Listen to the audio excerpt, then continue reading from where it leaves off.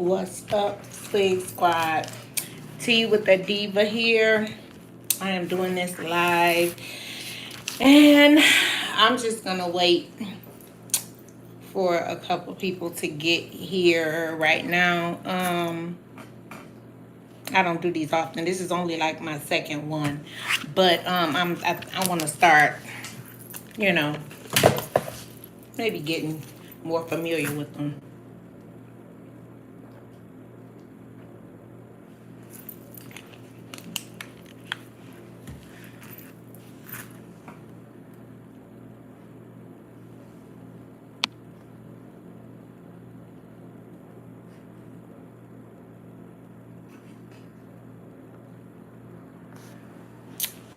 What's up, Swig Squad? T with the Diva here.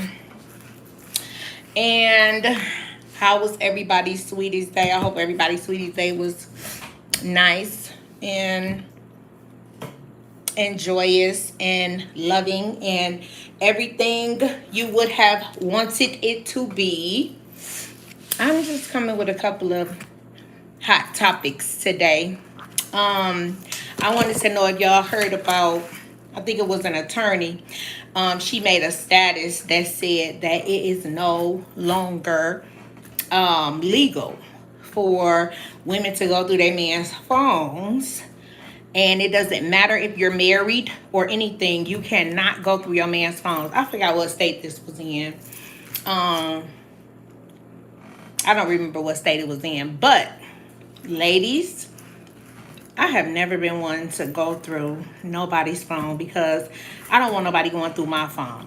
So, I don't want to go through nobody's phone. I don't want to know if it's supposed to come to me, it'll come to me. And if it don't come to me, it ain't none of my business. So that's just how I've always felt about it. And I got a story. I have a friend. This was years ago. I got a friend who was married, and she was coming home from wherever on the freeway, and she had a detour. You know how the freeway have detours, and they have you come off the freeway. Oh yeah, like the video, y'all, please. And she coming off the freeway, and she's driving through the detour that they are pointing them to go through, and she sees her husband's truck. She know her husband's truck. She know his license plate. She know his tag. She know everything. So she sees her husband's truck, and she sees it in somebody's driveway. She goes up in the driveway, and she knocks on the door. It was an unfamiliar lady that answered the door, and she said her husband's name. It's such and such here. And she like, who are you? Because she's, inquisitive about who this lady is, that my husband's car is parked in her driveway. And she like, who are you? And the lady like, you got to talk to your husband about that, or whatever she said. He came to the door. My friend like, who live here? What is going on? Anyway, needless to say, it was his mistress, somebody he was messing around with, and there was no way that she would have found out about that. Instead of, no, this is not appropriate for children. This is not appropriate for children. No, sweetie, not appropriate for children. And she no, you might want to click off, baby. Click off, baby. Go ahead and click off. I'm gonna give you a minute.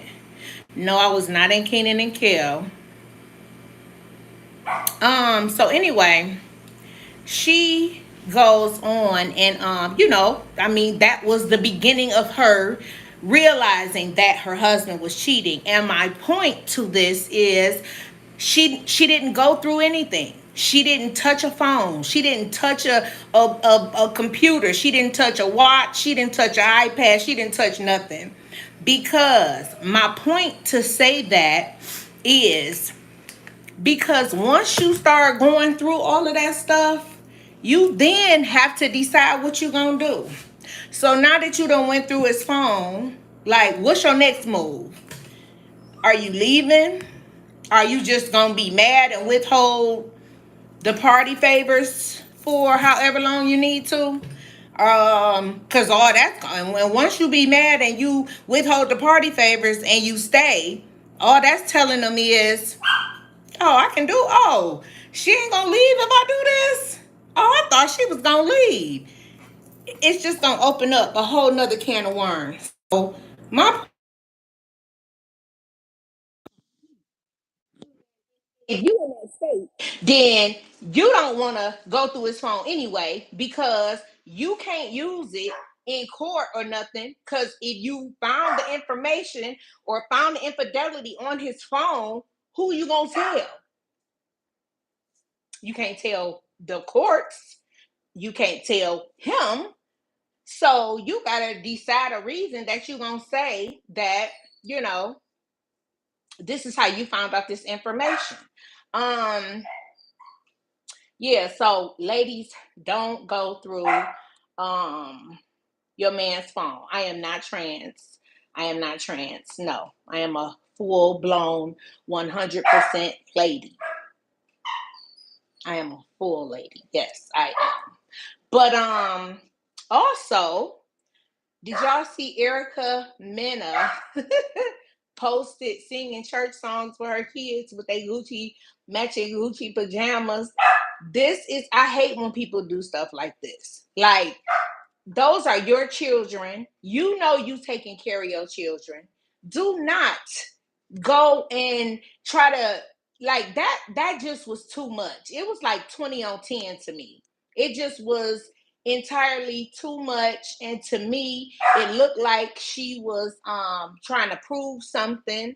It looked like she wanted, people to see that she was singing with her children. It was staged. It looked like, look at this, look y'all, see, I'm singing with the kids and I'm dancing with the kids and we all have on matching pajamas. Like, we know that you are their mother. We know that you take some type of care of them. We just saying that you look unhinged in that video when you were tearing up that man's house and those children were right there. That was not a good example for you to make in front of those children. That's all we were saying. Like, we never said that you didn't never see the kids and you never sang with the kids and you and the kids don't have matching pajamas and we don't believe that you even know the kids. We just said that what you were doing when that video that he showed that showed you being unhinged and arguing with him and being argumentative and all of that, that was irresponsible. It was distasteful. And it was very, very, very immature, and it looked like you were unhinged. That's all we were saying. So yeah, just I just feel like in the future, like, don't do it for the gram. Like, you know what I'm saying? You don't have to do it for the gram. I mean, those are your children. You don't have to prove nothing to us. Just don't do it for the gram. Um, did y'all know? Did y'all hear about that guy? Unfortunately, on his wedding day, he and his wife enjoying their wedding, and I think that, I don't know, he had gone to the store or went to make a run at the reception, and when he was coming back from the reception, he ended up being unalived um, by someone. They said that it was road rage. However, I do not believe that it was road rage. I'm serious. I mean, I did see the story. I did listen to the subject that they mentioned. I heard that they mentioned the story about the road rage, about him cutting somebody off or somebody cutting him off, and them being upset, and then there was an exchange of words and blase split and all of that. I do not believe that that that that kill that unaliving was as a result of road rage. I just don't. I think that was just too like it was just too in depth. Like I don't believe that somebody is going to. Yep, Tyreek Burton, and allegedly.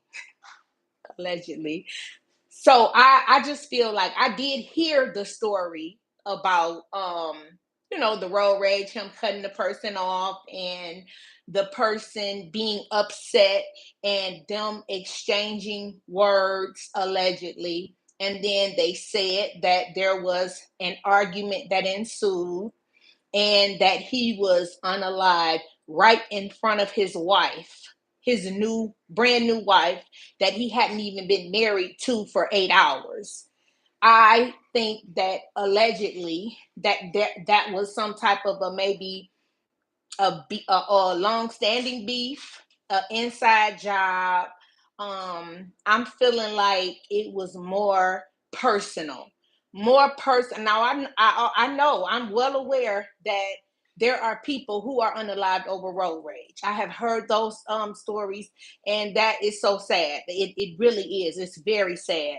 But I just something in me just refuses to believe that it was a bout of road rage. Like, what are the odds of you being at your wedding and you pulling up to the reception after you've made a run or went to the store or whatever you've done, and someone is coming in and it's just over? I allegedly believe that that was some type of a hit. I don't know that man's background.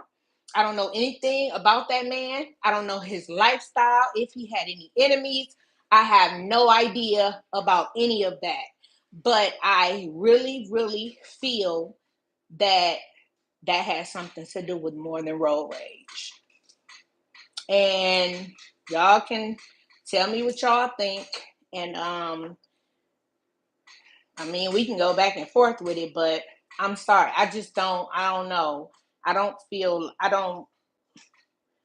that would, I mean, especially him dressed up and I don't know, just driving in the venue and that being a known place where weddings or receptions are held and then it's just, uh, somebody's just gonna, just unalive you about cutting them off. The next thing that I wanted to talk about. Do y'all watch Baddies? Because I don't. I don't watch Baddies. But I did hear about Baddies Midwest and Tommy bringing a pow pow to the set, to wherever they're filming this show. I really feel like Natalie Nunn needs to recast this show. And when I say recast it, I want to I don't know. I don't guess I need her to recast it, so to speak. But I don't want the show to be about us women just fighting each other. And all the show is about is who could fight the best and who had the last fight and who had the best fight and who went back and forth. Like, I just don't feel like that should be a thing of the baddies. Like, can we do a baddies uh, comparing careers to one another, or trying to decide where we going, which state we want to be employed, or we want to open up a business, or who, like, something, it could be like an apprentice of sorts maybe, and then everybody can decide, like, get on teams and decide how to work out an issue together. Like, I think that it should be more of an idea of something like that, other than just because the only conversation surrounded about around the show is fighting. Such and such can fight so good. Such and such beat such and such up. Such and such is the best person to the quickest to swing on somebody. The way that you know somebody is just from them fighting and throwing blows. And this is the entire idea of the show. Like there's nothing else. There's no other subject. I mean, they go to clubs, they have club appearances and things like that, but nothing. That's it. That's all. That's it. That's all. That's all. And I just feel like she could it could be just as interesting, and she could make just as much money if she creates this show and makes it about just women figuring things out, um just putting out fires, create fires for, just women, us African American young women to put out, because there are so much more to our young women than fighting. Like, I'm just like, there's so much more to, I know young women who are like doing it real big right now, like business owners, like millionaire young women. Seriously. So like I'm sure that she can recruit and find um, you know, young African American women to do this. Um well, Sheldon, I like women's reality shows. Like I like Housewives of Potomac. I enjoy um I enjoy Housewives of Atlanta. I enjoy women's reality shows. Like I like them. I mean I even believe that you can have the different spats and arguments that go on with women reality shows. I mean those are cool, but it doesn't always just have to be blows being thrown.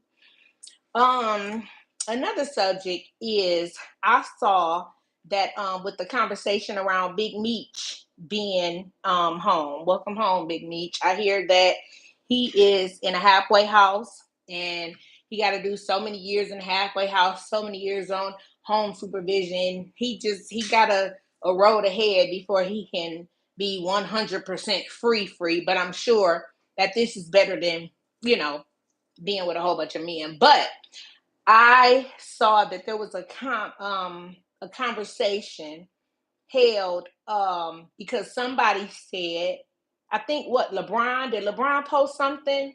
LeBron may have posted something and said, "Welcome home, Big Meech."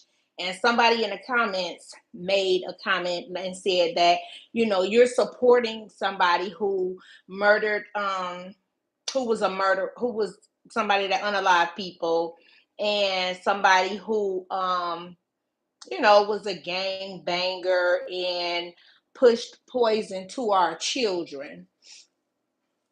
um and the person's page that I saw this on, he was saying how he feel like when you paid your debt to society, once you commit a crime and you go away and you pay your debt,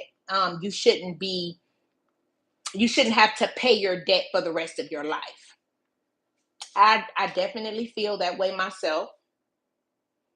And the purpose of prison is supposed to be to rehabilitate people, and I believe that he has been rehabilitated. I don't believe that he's coming home to throw money up at the club and tell somebody where the bricks at and have all the work for everybody. Like, I don't believe that he's home for that.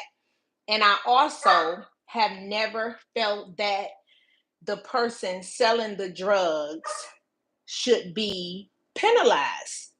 I do not feel like I mean, and I'm sure he was guilty of way more than just um distribution of illegal substances. He was guilty of a lot more than that. But my stance on the people who distribute the drugs and who sell the drugs. I just feel like, why are y'all not upset at people who sell alcohol? Because that's actually a drug too.